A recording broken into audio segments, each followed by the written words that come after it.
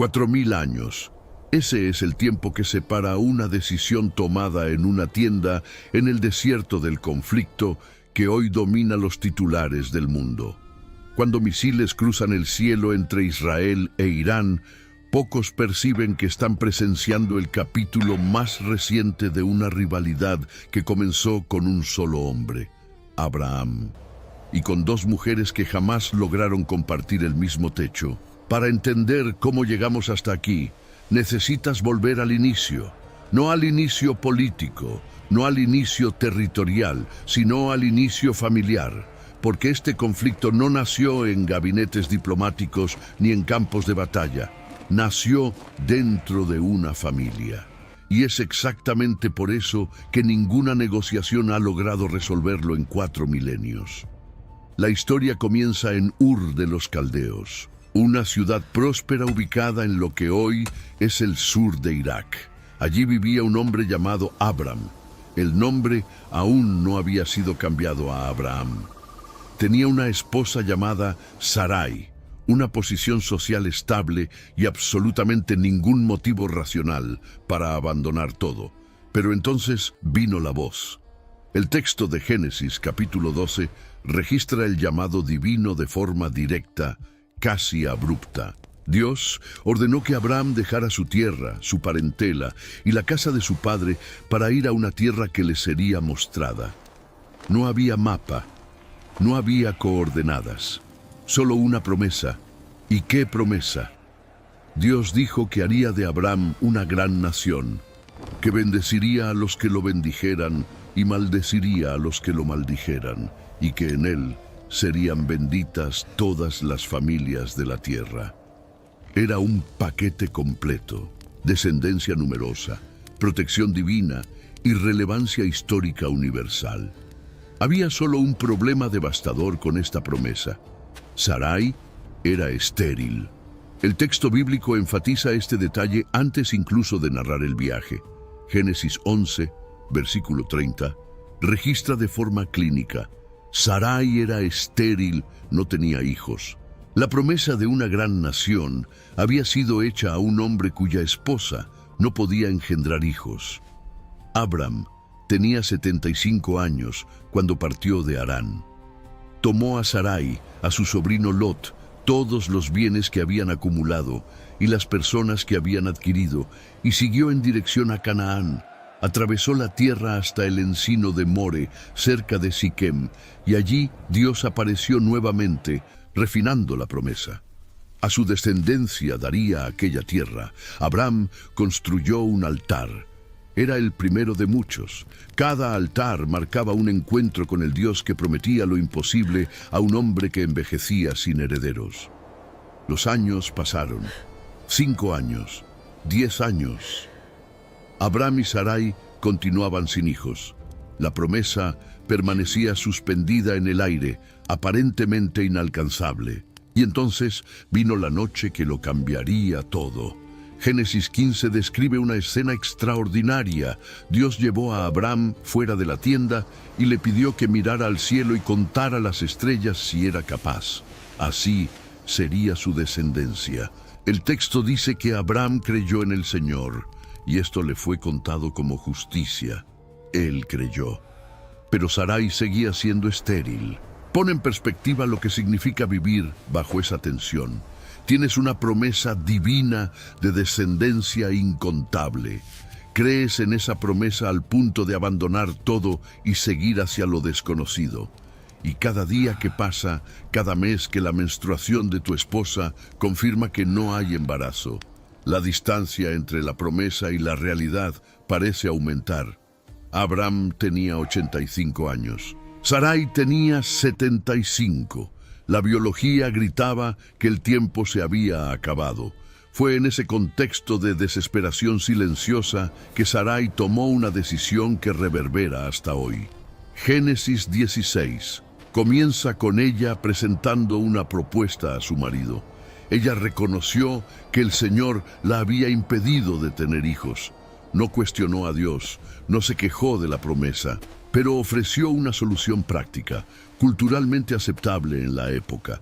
Tenía una sierva egipcia llamada Agar. Sarai sugirió que Abram tomara a Agar como concubina, para que a través de ella Sarai pudiera tener hijos. Era una práctica común en el antiguo Oriente Medio. El Código de Hammurabi, escrito algunos siglos antes, ya regulaba este tipo de arreglo. Una esposa estéril podía ofrecer a su sierva al marido, y los hijos nacidos serían legalmente considerados hijos de la esposa. El texto dice solamente que Abram atendió a la voz de Sarai. No hay registro de excitación, consulta divina o cuestionamiento. Después de 10 años viviendo en Canaán, esperando el cumplimiento de la promesa, Abram aceptó la solución humana para un problema que Dios había prometido resolver de forma divina. Sarai tomó a Agar, su sierva egipcia, y se la dio por mujer a Abram. Una frase corta para describir el momento que dividiría la historia. Agar concibió rápidamente, y aquí comenzó el primer conflicto. El texto es brutalmente honesto sobre la dinámica que se instaló. Cuando Agar percibió que estaba embarazada, comenzó a mirar a su señora con desprecio. La sierva que llevaba en el vientre al heredero del patriarca no pudo esconder lo que sentía por la mujer que continuaba estéril. Y Sarai, que había orquestado todo el arreglo, no soportó la mirada de su propia sierva. Sarai confrontó a Abram. La injuria que ella sufría era culpa de él, dijo. Ella había entregado a su sierva en sus brazos y ahora era despreciada por esa misma sierva. Que el Señor juzgara entre los dos. Era una acusación pesada, cargada de resentimiento y arrepentimiento.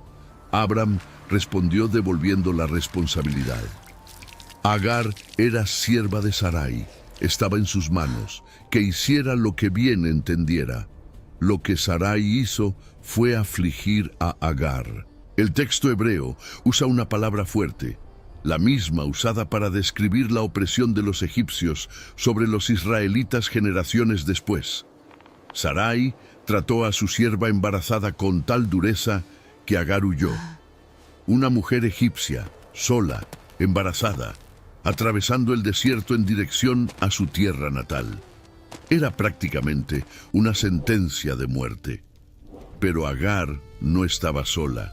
El ángel del Señor la encontró junto a una fuente en el desierto, en el camino de Shur, y allí sucedió algo extraordinario. Agar se convirtió en la primera persona en la Biblia en recibir la visita del ángel del Señor, la primera a quien Dios envió un mensajero celestial personalmente, y era una sierva egipcia fugitiva. El ángel preguntó de dónde venía y hacia dónde iba. Agar respondió con honestidad devastadora. Huía de la presencia de su señora. El ángel entonces dio una orden difícil. Ella debería volver y someterse a la autoridad de Sarai. Pero junto con la orden vino una promesa. El ángel dijo que multiplicaría grandemente la descendencia de Agar, al punto de no poder ser contada. El hijo que ella llevaba debería llamarse Ismael, porque el Señor había oído su aflicción. Observa la dimensión de esta promesa. Era casi idéntica a la promesa hecha a Abram. Descendencia incontable, multiplicación grandiosa.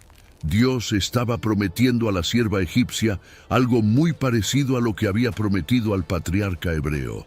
2 pueblos numerosos nacerían del mismo origen. Pero el ángel añadió una descripción profética sobre Ismael que resuena a través de los milenios. Él sería un hombre salvaje, un asno montés entre los hombres. Sus manos serían contra todos, y las manos de todos serían contra él, y habitaría delante de todos sus hermanos. Era una profecía de conflicto perpetuo. El niño que aún no había nacido ya tenía su destino trazado como alguien que viviría en tensión constante con los que lo rodeaban. Agar volvió, se sometió a Sarai y dio a luz un hijo, a quien Abram llamó Ismael. El patriarca tenía 86 años. Finalmente tenía un heredero. Durante 13 años, Ismael fue el único hijo de Abram.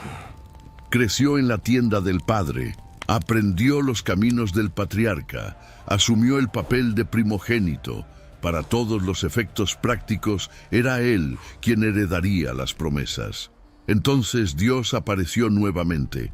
Abraham tenía 99 años cuando el Señor se manifestó y estableció una alianza formal.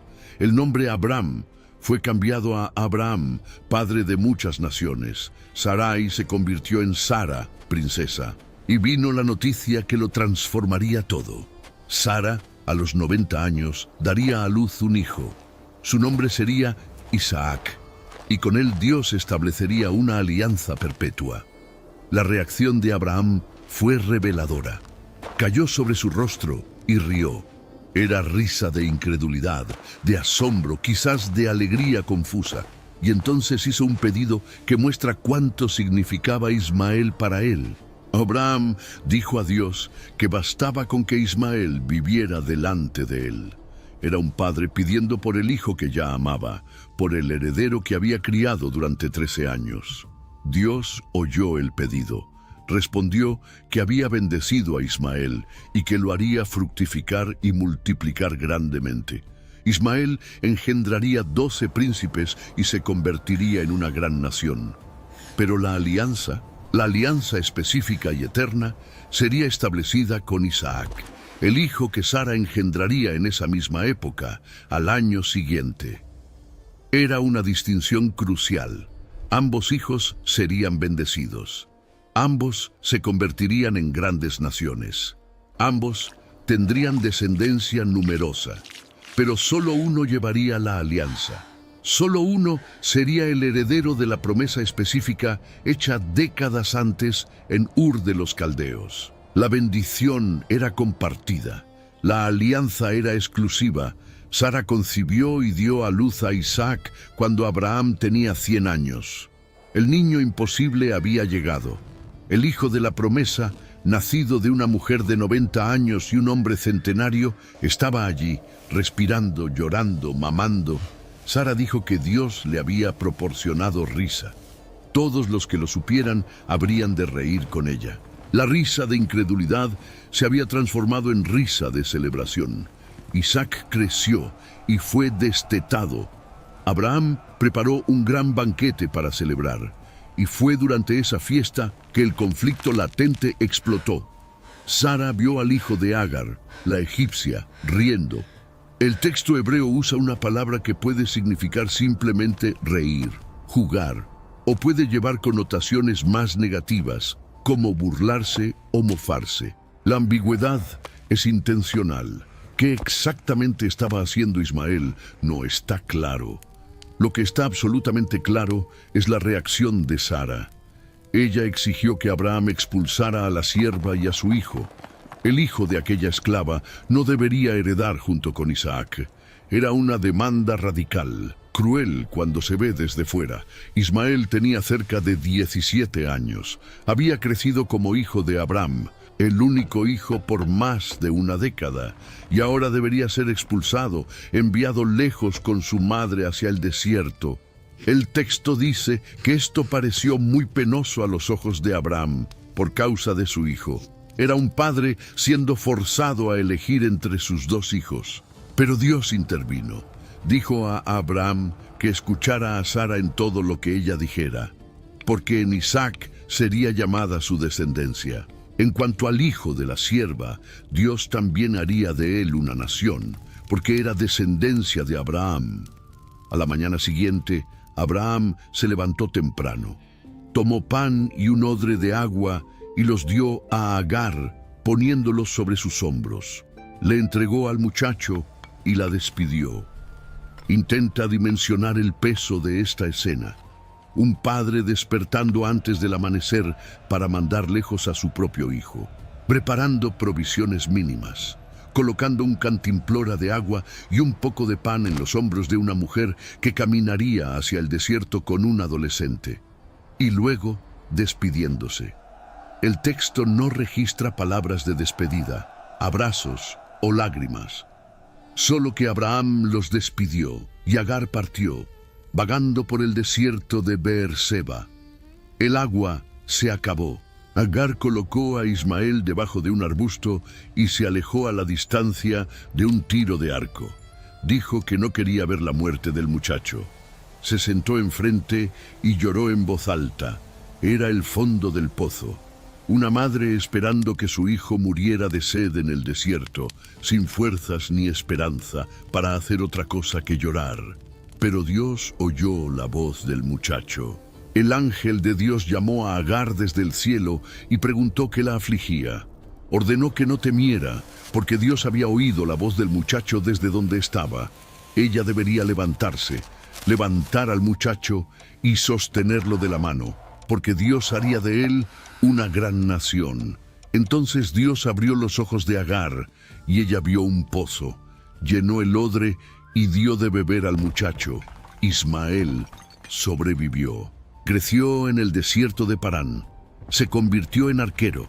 Su madre le consiguió una esposa de Egipto, y desde el desierto, lejos de la tienda de su padre, lejos del hermano que había tomado su lugar, Ismael construyó su propia historia. Génesis 25. Lista sus 12 hijos, 12 príncipes conforme sus tribus, exactamente como Dios había prometido. Ismaelitas, una nación nacida de una expulsión. Los descendientes de Ismael se esparcieron desde Havila hasta Shur, que está cerca de Egipto, en dirección a Asiria. Eran pueblos del desierto, nómadas, comerciantes, guerreros.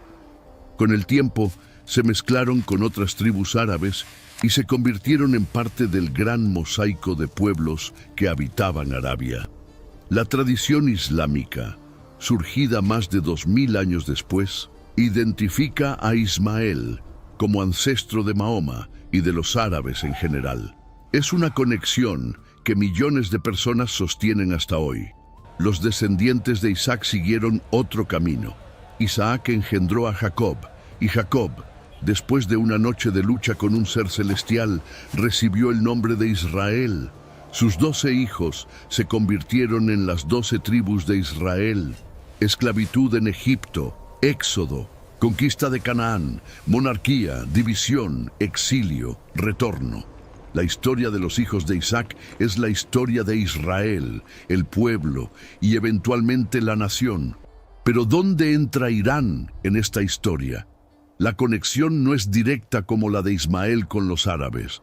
Los persas, ancestros de los iraníes modernos, no descienden de Ismael según los registros bíblicos o históricos. Los persas eran un pueblo indoeuropeo, étnicamente distinto de los semitas que descendían de Abraham.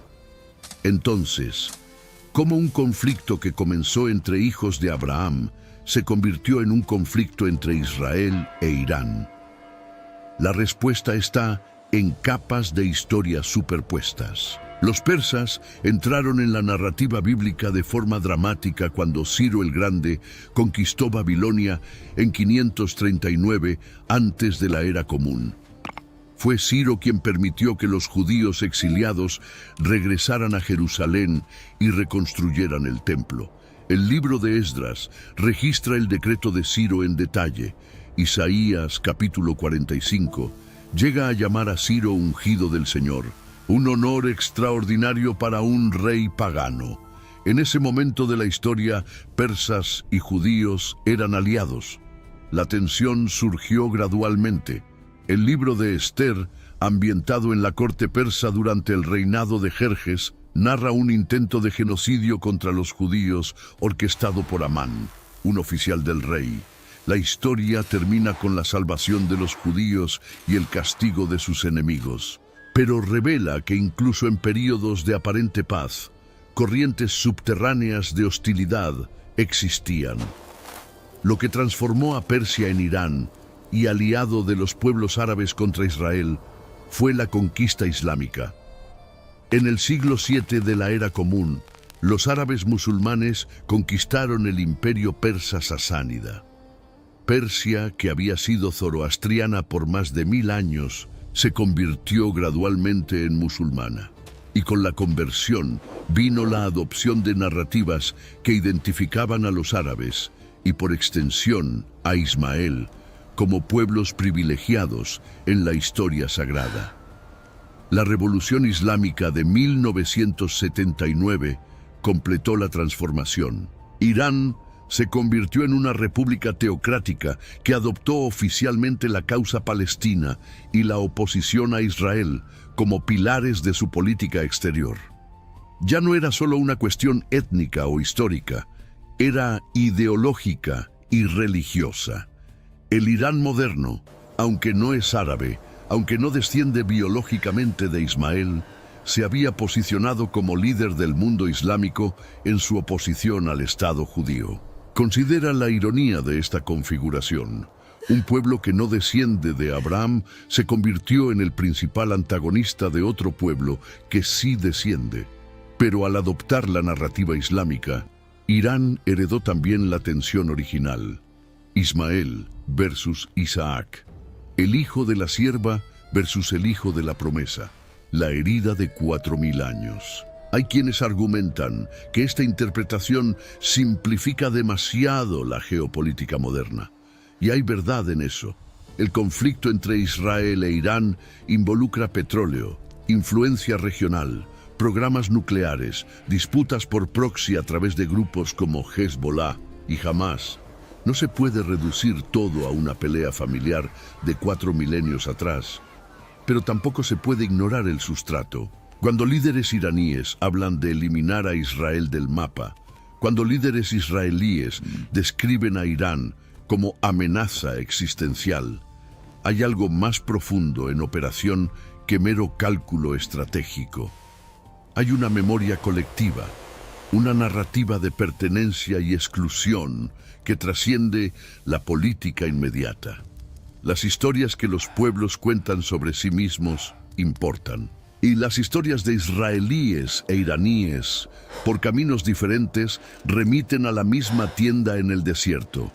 El texto bíblico registra un último encuentro entre los dos hijos de Abraham. Fue en el funeral del padre. Génesis 25, versículo 9, dice que Isaac e Ismael, sus hijos, los sepultaron en la cueva de Macpela, en el campo de Efrón, hijo de Zohar, el Eteo, frente a Mamre. Allí estaba Abraham sepultado con Sara, su mujer. Los dos hermanos, separados hacía décadas, se reunieron ante el cuerpo del padre que ambos habían amado y por quien ambos habían sido amados. No hay registro de palabras intercambiadas, reconciliación o renovación de lazos. Solo dos hombres cumpliendo el deber de sepultar al padre. Y después, silencio. Ismael murió a los 137 años. Sus descendientes se establecieron desde Javila hasta Shur. Los descendientes de Isaac continuaron en Canaán. Dos pueblos, dos historias, un ancestro común. Los arqueólogos todavía debaten la historicidad exacta de estas narrativas. ¿Dónde exactamente quedaba Ur de los Caldeos? ¿Cuál era la ruta de Abraham hasta Canaán? ¿Los números de edad son literales o simbólicos? Estas cuestiones académicas tienen su valor, pero para los millones que viven el conflicto hoy, la cuestión no es arqueológica, es existencial. Cuando un joven israelí sirve en las fuerzas de defensa en la frontera norte, vigilando contra amenazas de Hezbollah apoyado por Irán, lleva consigo una historia. Cuando un joven iraní escucha discursos sobre la ilegitimidad del Estado sionista, también lleva una historia. Son historias diferentes, contadas desde perspectivas opuestas, pero convergen en un mismo punto de origen. Una tienda en el desierto, un hombre viejo, dos mujeres, dos hijos y una fractura que nunca cicatrizó. La tragedia de esta historia no está en la maldad de sus personajes. Sara no era malvada al ofrecer a Agar. Era una mujer desesperada intentando cumplir una promesa que parecía imposible por los medios normales. Agar no era villana al sentir orgullo por llevar al hijo del patriarca. Era una sierva que finalmente tenía algo que su señora no tenía. Abraham no era cruel al aceptar el arreglo o al mandar lejos a Ismael. Era un hombre dividido entre dos hijos, obedeciendo lo que entendía ser dirección divina.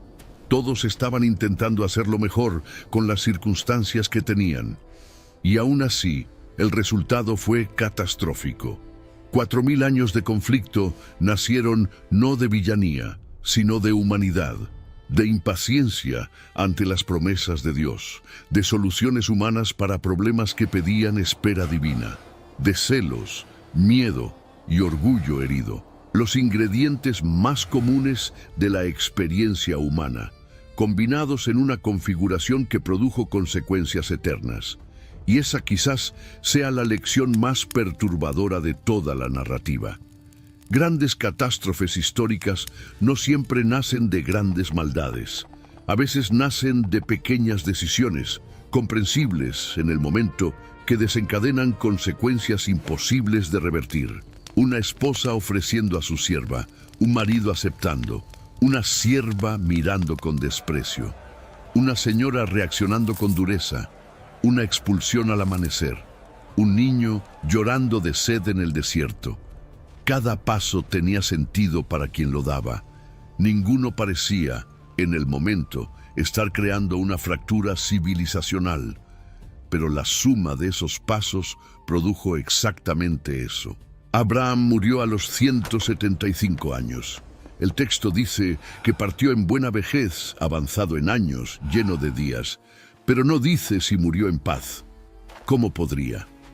Él vio a los 2 hijos separarse, vio a Agar huir hacia el desierto, vio a Ismael ser enviado lejos con una cantimplora de agua y un pedazo de pan.